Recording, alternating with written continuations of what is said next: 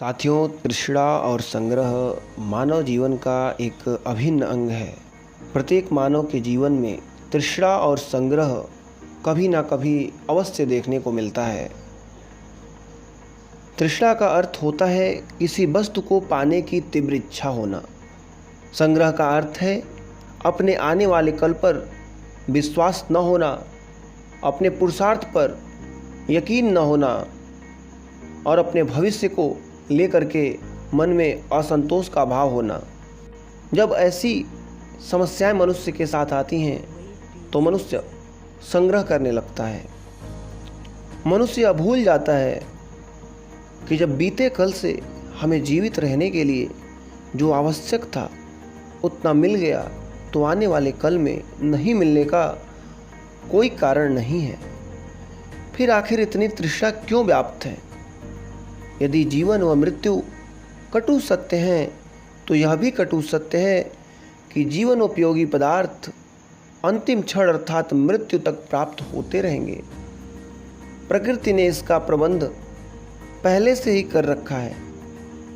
तृष्णा एक प्रकार की मूर्खता है जो निर्वाह के लिए साधन उपलब्ध रहने पर भी निरंतर लोभ की अग्नि में मनुष्य को जलाती रहती है। जिन्हें पुरुषार्थ पर यकीन होता है वे उदार बनकर के अपना जीवन व्यतीत करते हैं। जैसे बादलों का कोष कभी खाली नहीं होता, वे सदैव भर दिए जाते हैं। नदियां नम्रता दिखाती हैं और अपने जल को देते हुए आगे बढ़ती हैं। उन्हें यकीन है कि उनका प्रवाह निरंतर चलता रहेगा।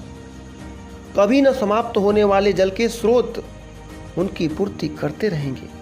क्या कभी आपने सुना है कि वृक्ष फल देने के कारण ठूठ हुआ हो?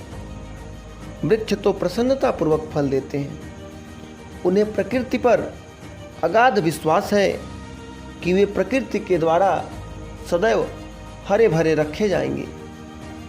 कंजूस और लालची व्यक्ति तुच्छ सोच का परिचायक होते हैं।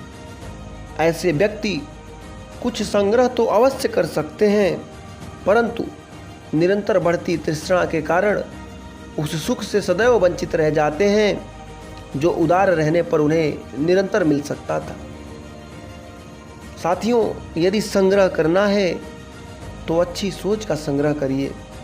यदि लालच करनी है तो पुरुषार्थ करने की लालच करिए। यदि तृष्णा करनी है तो दूसरों को प्रसन्न रखने की तृष्णा करिए।